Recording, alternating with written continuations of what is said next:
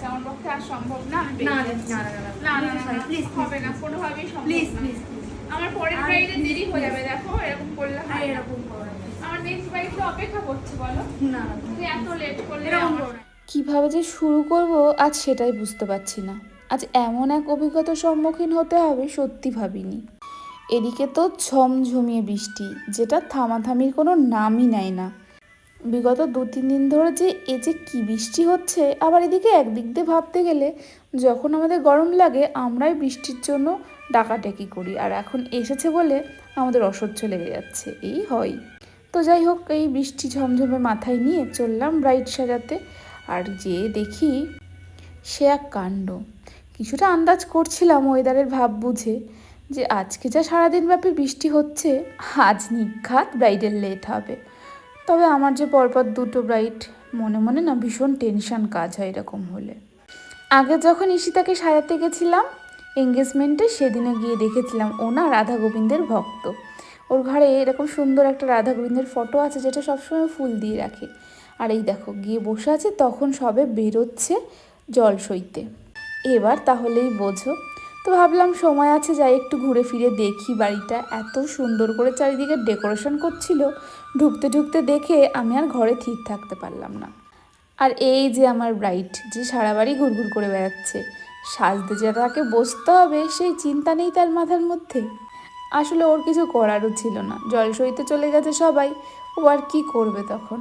তবে মানতেই হবে, সবটাই বোধহয় ঈশিতার চয়েস মতোই হয়েছে। এত সুন্দর ডেকোরেশন আমার না ভীষণ ভালো লাগছিল ঘুরে ঘুরে দেখতে। আর এই সম্পূর্ণ বাড়ির এই ডেকোরেশনটা শুধুমাত্র বসার জন্য, কিন্তু খাওয়া দাওয়ার ব্যবস্থা বাড়ির অপোজিটেরই লজে, ঠিক দেবঙ্গন লজের অপোজিটেই ওদের বাড়িটা।